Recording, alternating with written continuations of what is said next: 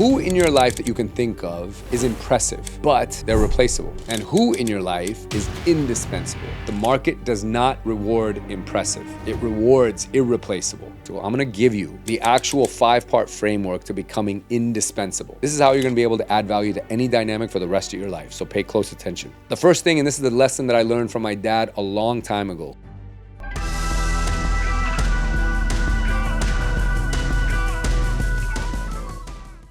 Hey guys, I am back. It's Thursday, which means it's time for the LFG Energy Podcast. It's good to have you with me. And today's topic, while a solo conversation that I'm having with you guys, is something that came to mind recently, and it's how to add value to any dynamic that you might be in, whether it's a group of friends, or it's a workplace, or it's a community that you belong to. Maybe it's a one-to-one relationship. And part of this is along the lines of being charismatic, but really, more importantly, it's about adding value. And we're gonna go a little bit deeper in terms of how you actually do this and how you recognize the people in your life that already are like this, or how you yourself become like this. So the first thing I wanna do is ask a question of you. Who in your life that you can think of is impressive, but they're replaceable? And who in your life is indispensable, meaning you can't be without them? Now, as you're thinking about this, keep in mind, guys, that the market does not reward impressive. It rewards irreplaceable, indispensable. And with the way things are moving right now, with how fast language models are continuing to advance, and just how nobody can keep their attention fixated on anything for too long, you're gonna need to find ways to become indispensable to every dynamic that you are a part of. Otherwise, your days within that dynamic are gonna be really numbered. This applies into the marketplace, with what value you bring, what problems you solve. This applies to the friend groups that you are a part of. You're either adding to those relationships, making their worlds bigger, or you're just kind of going the opposite direction. Same thing for a relationship. Same thing for a business that you're running. Now, athletes get this, top producers also get this, and average players just chase highlights. So while you were thinking about that, let's get into what that difference is between someone who is impressive versus someone who's irreplaceable. Now, impressive people talk a lot. They post a lot, they boast a lot, or flash their credentials constantly. They always want attention or credit, and it's what they chase ultimately all day long. Always seeking validation in the form or in the opinions of others. And again, on the surface, it can look really impressive, but there's no true staying power to people like that. So now let's talk about the other side of the coin. Indispensable people. They solve problems before they're even asked. They create clarity in chaos. They take ownership. They're always responsible for their side of the street and never shy away from it. They make other people better.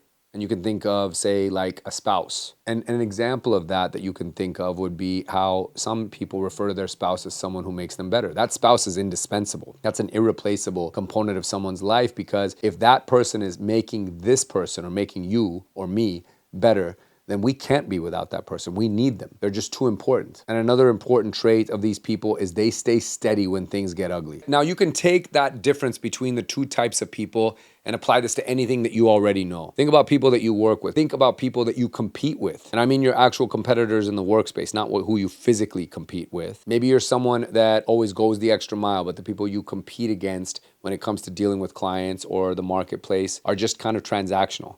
They just kind of show up, do their thing, make their money, and leave. They don't leave any space that they touch actually better or improved or in better shape than when they initially found it. Think about people on your team that just kind of come in, receive their accolades, do their work, check the boxes, don't actually lead, and then just leave. Versus those, again, on the other side, that every time you're around them, it seems to make things better, it makes everyone else better, it lifts those around them, it inspires people, it pushes them to do even more. Those are indispensable people. Now, here's the ego trap that's involved with all of this, guys, because being impressive is actually ego-driven. Now, those people that are mission-driven are going to be indispensable because there's something bigger attached to it. We've talked a lot on this podcast about having fuel or purpose and being mission-driven, real fulfillment attached to the things that you do. And when you do that, you're always going to be doing it from a great place of integrity.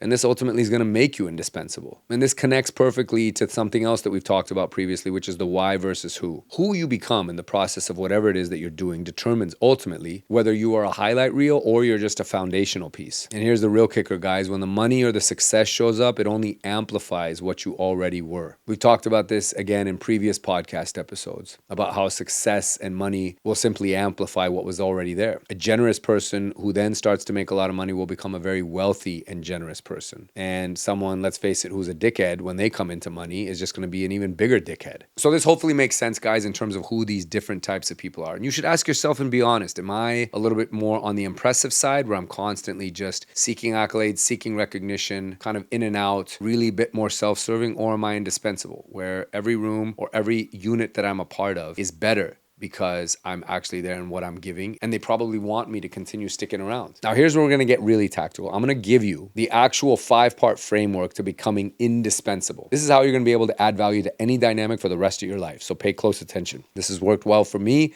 It's something I subscribe to, and I'm giving it all to you as my playbook. The first thing, and this is the lesson that I learned from my dad a long time ago, who was a very, very calm guy as I was growing up, and I admired this about him, and he told me just that notion. Be the calmest man in the room. When there's a fire and everyone's jumping up and down, doing cartwheels, flipping out, going crazy, seek the calmest and most quiet, level-headed person in that room and follow him out, because he's going to get out.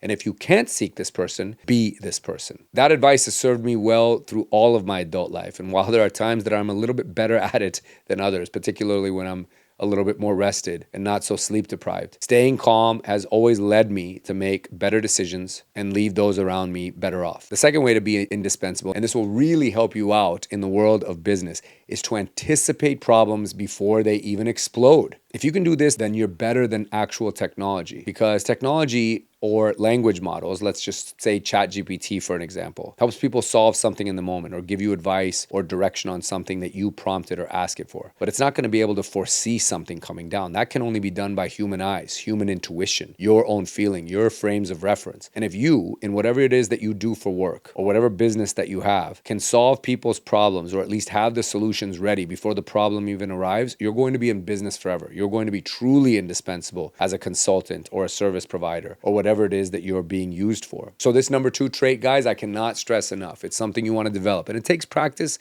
and time. But if you really get proactive in trying to anticipate and solve problems before they even hit, you're going to find that a lot more people are never going to let you out of their circle. Third way to be indispensable is to document everything. In documenting things or keeping notes of it, you'll always have reference points to look back on. And this is how you make continual improvements and continue to add value or more value to the dynamics that you're a part of. It helps you reflect, see where maybe things didn't go so well. It also keeps you very organized in your thoughts and in your structure. So indispensable people are really good with these details. So make sure you document everything. Number 4, and this one's really hard because it requires the absence of an ego, is to make your boss, your client, or your partner look like the hero. Take a step back and allow them to take a step forward. Empower them. Let them take the credit. Because if you are in a team or you are in a dynamic and these people are looking well or they're looking better suited as a result of something that you maybe did together, your ego is out of it. You're empowering them and you're strengthening your bond. But that humility always comes back in the form of 10x. So never be afraid to move to the backseat and let somebody else take a big step forward. Because just because they're taking credit or looking like the genius in the situation doesn't mean that it somehow means you're anything less. It means you're humble. It means you're willing to share the spotlight or even give it up from time to time. And that ultimately makes you a better human being. And then the last bit, which is continual work, and really where the long run is in all of this, is to build depth and not noise. Noise are the things that we can just do in and out. Being transactional, trying to be impressive like I talked about. But building depth is really a prerequisite to become indispensable. You need to do things over and over again, continue to add value, continue to solve problems, kind of reinforcing all these other 4 topics that I just touched on with you. That's ultimately how you'll build real, true, cemented bonds with people or circles or dynamics that you're trying to serve. And going deeper just also cements your legacy or your contribution to this. So I want to challenge you now after listing out these 5 areas for you. Are you building true leverage through value and these other areas? Are you becoming indispensable, or are you just building a profile? Because those that are building leverage and adding value, guys, are the embodiment of what LFG energy is. LFG energy means leaving places, leaving dynamics, leaving rooms, leaving places better than the way you found them. And that's only going to really happen if you subscribe to these 5 tenets that we just talked about. So again, guys, in closing, remember that athletes understand their roles. Championship teams aren't full of Instagram stars. They're full of people who are trusted, full of people that empower others, not afraid to share the spotlight, are able to remove their ego and just do their best work and recognize that the collective sum of that group is going to be far, far more powerful than just the individual quotient. Just like that old expression, there's no I in team. And that's what LFG energy is all about. I hope you guys got something out of this, because being indispensable or continuing to try to be indispensable, because that work is never really done, let's be honest, is something that I strive to do, but it's also helped keep me in a lot more rooms. It's helped strengthen dynamics, lifelong friendships, business partnerships, and anything else that I'm actually building along the way. It's also a lot more fulfilling, guys, to actually live a life like this. If you're in service to others, or you're in service to the causes or the circles that you're a part of, you never get tired, you never really feel burnt out, and the light that you have just continues to get brighter, because everyone's got one. You just may not be amplifying it the right way. So add some value, think about these 5 areas, and I'll catch you guys next week on the LFG Energy Podcast. Thanks for listening, guys. If you found this episode useful, please take a screenshot of it, share it on social media, tag me in it so that I can bring more topics like this and even learn from you. And if you really had a strong takeaway from the episode, send me a DM and let's talk about it, because I want to continue to support you in all of your journeys. Love you guys, and I'll talk to you soon.